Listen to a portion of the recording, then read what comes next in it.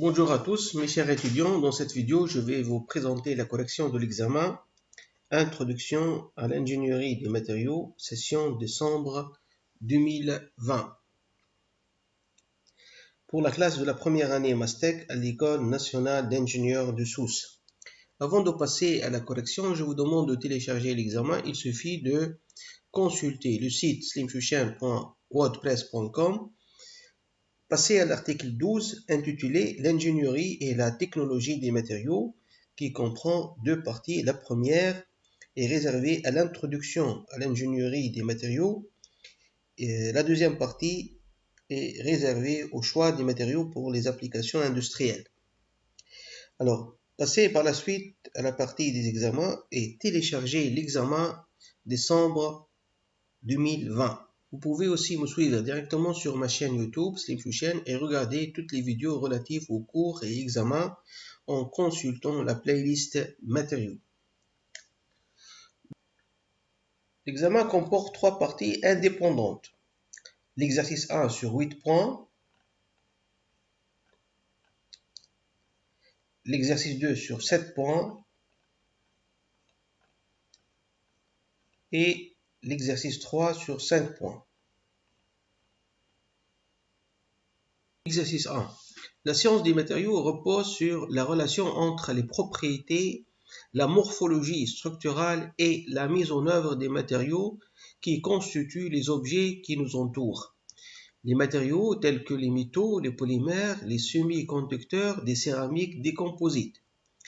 De nombreuses propriétés des matériaux, par exemple les propriétés thermiques, mécaniques et électriques, sont liées à la nature de la liaison de matériaux considérés. Première question, complétez le tableau suivant en indiquant le niveau d'impact de la liaison sur les propriétés en utilisant trois termes élevé, moyen, faible. Alors, on trouve dans la première colonne les différents types de liaisons, la liaison covalente, la liaison ionique, métallique et de Van der Waals. Alors, pour la première liaison covalente basée sur des électrons partagés, a une influence très élevée sur la température de fusion et le module de Young et une influence faible sur les autres propriétés. Pour la liaison ionique basée sur des échanges d'électrons, a une influence élevée sur la température de fusion et le module de Young et aussi faible pour les autres propriétés. La liaison métallique, basée sur la mise en commun d'électrons entre les atomes, a une influence moyenne à élevée sur la température de fusion, sur le module de Young et sur la conductivité électrique. Par contre, elle est moyenne à faible pour le coefficient de dilatation linéique et élevé sur la ductilité. On termine par la liaison de Van der Waals, basée sur une attraction entre deux dipôles, qui a une influence faible sur la température de fusion, sur le module de Young et sur la conductivité électrique. Par contre, l'influence est élevée sur le coefficient de dilatation linéique, moyenne à faible sur la ductilité. Deuxième question, quelle est la désignation de ces matériaux acier alliés à 0,1% de carbone, 18% de chrome et 8% de nickel? La désignation X10 CrNi 18-8. Acier non allié moulé à 0,3% de carbone, GC30. Fonte à graphite lamellaire à 13% de nickel et 7% de manganèse, EN-GJL-X NiMn13-7. Alliage d'aluminium corroyé à 4% de cuivre et contenant de silicium et de magnésium, EN-AW-AL-CU4-SIMG. Alliage de cuivre à 2% de beryllium et contenant de nickel, CuBe2Ni. Le polychlorure de vinyle plastifié, PVC-P, Et enfin, le polyéthylène terephthalate, PET. Troisième question, pour les applications du tableau ci-dessous, identifiez le matériau utilisé en justifiant votre réponse. La première application, c'est l'engrenage robuste. On peut utiliser la fente ou bien l'acier pour fabriquer les engrenages. Pour la fente, a une bonne résistance à la fatigue, facile à usiner, et pour l'acier, bonne résistance mécanique et résiste à l'usure. Deuxième application, boîte de conserve. Deux matériaux, l'acier ou bien l'aluminium. Pour l'acier, la résistance et la ductilité, et on peut ajouter la facilité de formage. Pour l'aluminium, c'est un matériau résistant à l'oxydation et léger. Les raccords de plomberie de couleur blanche. Acier galvanisé, résistance à l'oxydation. Raccord de plomberie couleur jaune, laiton, avec une bonne résistance à l'oxydation, économique et facile à usiner. Enfin, pour les parachocs voitures, on utilise le PP ou bien le PE. Ce sont des matériaux souples et légers. Quatrième question, dessinez à main levée la structure moléculaire d'une matière amorphe et d'une matière semi-cristalline. Le polymère amorphe est constitué de chaînes macromoléculaires repliées, enchevêtrées en désordre, à la façon de spaghettis après cuisson. Le matériau semi-cristallin est constitué de deux phases, des phases amorphes désordonnées et des phases cristallines ordonnées. Les chaînes macromoléculaires de la phase ordonnée se plient les unes sur les autres pour former des cristallites, appelés également des lamelles. Une chaîne macromoléculaire peut s'évader de la phase cristalline, s'enchevêtrer avec d'autres chaînes dans la phase amorphe et participer à une lamelle voisine. Plusieurs chaînes peuvent participer à une lamelle donnée. Cinquième question, complétez le tableau en classant les matériaux suivants par famille: thermoplastique, thermodoussable et caoutchouc. Parmi les matériaux proposés, on a 11 matériaux thermoplastiques: l'ABS, le PA, le PE, le PVC, le POM, le PP, le PMMA, le PTFE, le PET, le PC et le PS. 5 matériaux thermodurcissables: polystère insaturé, époxy, polyuréthane, aminoplaste et phénoplaste. Et on trouve 6 matériaux caoutchouc: SBR, NR, IIR, EPDM, MBR et CR. Exercice 2. La figure ci-dessous représente la courbe brute de traction d'un acier non allié.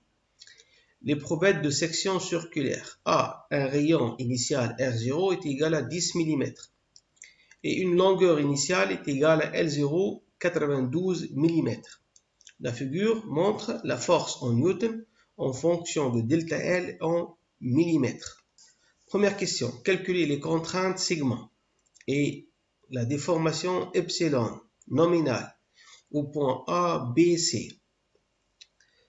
Je vous rappelle de la formule de la contrainte. Sigma est égal à R, facteur de 1 plus E. Avec E, c'est le taux d'allongement. Sigma est égal à F sur pi R carré, facteur de 1 plus delta L sur L0, est égal à F sur pi 10 carré, facteur de 1 plus delta L sur 92. Et la formule de epsilon est égale à log de 1 plus delta L sur 92. Avant de passer au calcul de la contrainte et de la déformation pour les 3 points, Je vous demande de projeter sur l'axe de force et de l'allongement ΔL les points A, B, C. On trouve pour le point A sa projection sur l'axe des forces est égale à 145 000. Pour le point B, 215 000. Pour le point C, 180 000. La projection de A sur l'axe des abscisses est égale à 0,2 mm. Le point B, 12 mm. Le point C, 16,5 mm. Alors pour le point A, sigma A est égal à 462,55 mégapascales. La déformation au point A est égale à 2,17 10-3. Pour le point B, sigma B est égal à 777,63 mégapascales et epsilon B est égal à 0,122. Pour le point C, sigma C est égal à 675 mégapascales et epsilon C est égal à 0,1645. Deuxième question, calculer le module du Young de l'acier. E est égal à RA sur epsilon A ou bien sigma A sur epsilon A est égal à 462,55 sur 2,17 10-3 est égal à 213 gigapascales. Troisième question. Donnez la limite élastique RE et la résistance à la traction Rm de l'acier étudié. RE est égal à FA sur S0 est égal à 145 000 sur 100 pi est égal à 461,5 mégapascales. Rm est égal à FB sur S0 est égal à 215 000 sur 100 fois pi est égal à 684 mégapascales. Quatrième question. Calculer l'allongement relatif après rupture A% de l'acier. A% est égal à epsilon C moins epsilon A est égal à peu près 16,23%. Cinquième question. Calculer le coefficient de striction Z% si le rayon de la section à la rupture est de 9,66 mm. Z est égal à S0 moins SU sur S0 en fonction de rayon est égal à R0 au carré moins RU au carré sur R0 au carré. Donc, application numérique, 10 au carré moins 9,66 au carré sur 10 au carré, ça fait 6,68%. Sixième question. Quel est l'impact de la vitesse de l'essai sur Rm, Re, A% et Z%, montré par schéma? Alors, d'après cette figure, si la vitesse augmente, donc Rm, Re augmente, A% et Z% diminuent. Septième question, que se passe-t-il lors de la striction? Alors, on remarque une réduction localisée de la section. Huitième question, après écrouissage, une pièce est plus résistante ou bien plus rigide, expliqué par schéma. L'écrouissage consiste à exercer un effort supérieur à la limite élastique. Donc on trouve sur la courbe suivante, on trouve ici la première courbe de traction avant écrouissage et une deuxième après écrouissage. On remarque que la pente elle est la même mais RE augmente. Donc la pièce devient plus résistante mais la rigidité reste la même. Neuvièmement, établir la loi de comportement expérimental dans la zone OA qui exprime la contrainte en fonction de la déformation.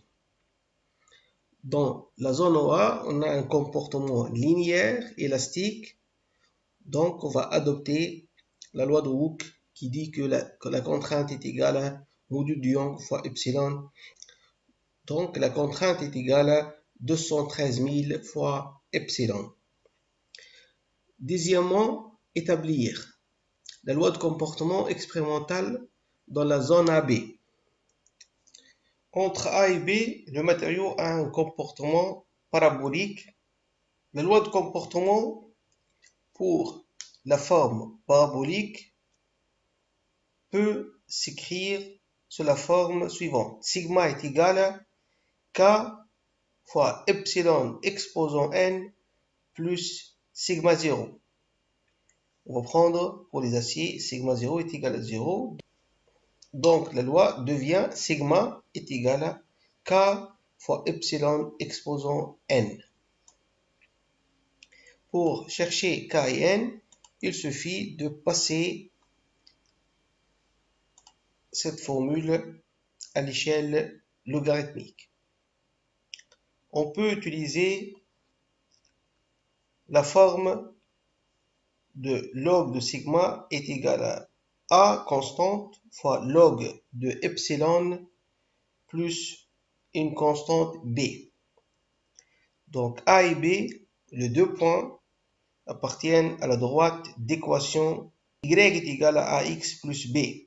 Avec y, c'est log de sigma et x, c'est log d'epsilon. Donc pour le point A, log de sigma est égal à 6,13 et log de epsilon est égal à moins 6,13.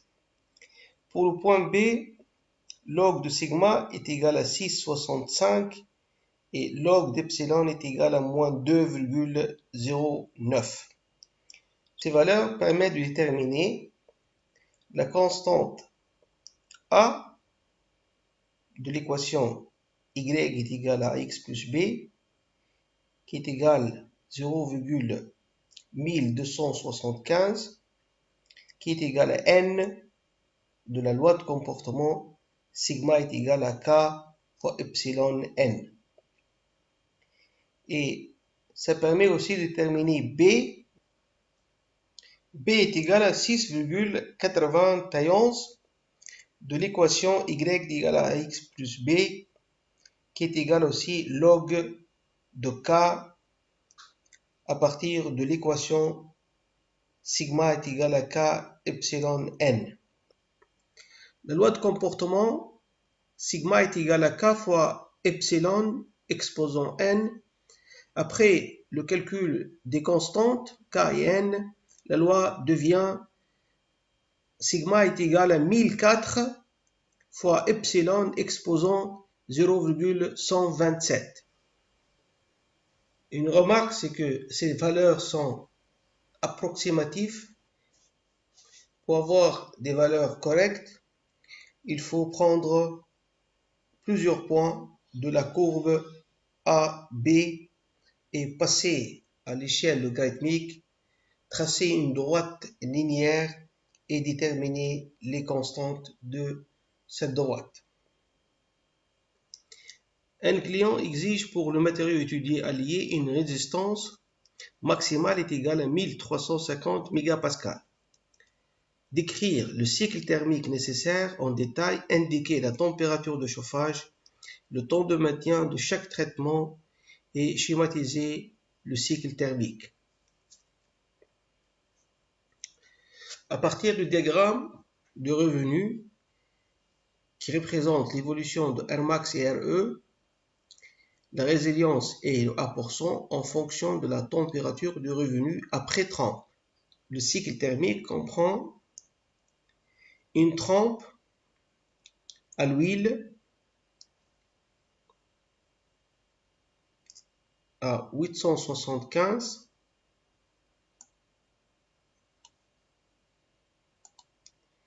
suivi par un revenu